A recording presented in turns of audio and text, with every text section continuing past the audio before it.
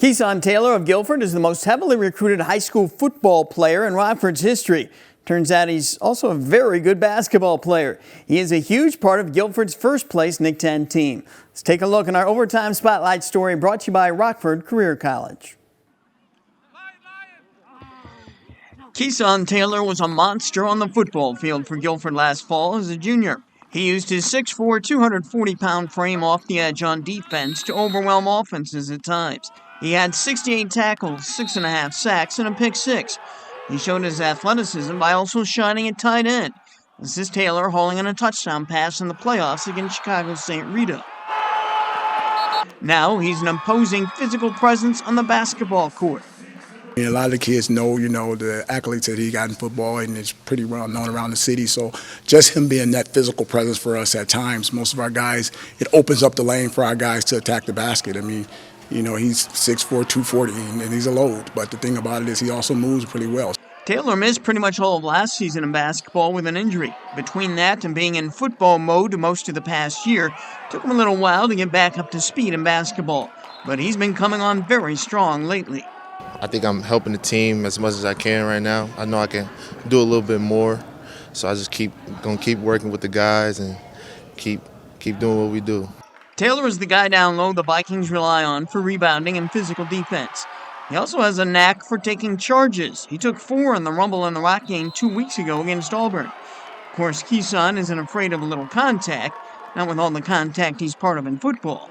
He's an opportunist. One thing I say about him is he steps up for big games. He took 4 charges. Those were huge charges because guys end up falling out off those. Taylor's future is in football. He's been recruited by almost every Big Ten program and many other major football programs around the nation, including current NCAA champion Indiana and NCAA runner-up Miami.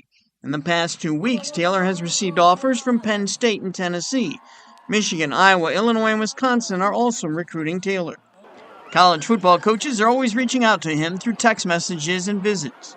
Early on, it was getting overwhelming, but I'm used to it, and I'm very appreciative for all the coaches that take their time out to text me or call me. How serious are you about the sport of basketball? How much time and energy can you realistically put into this sport?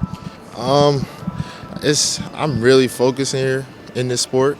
I've been playing this sport for all my life. It was this was my first love before football. I always put the extra work in for here.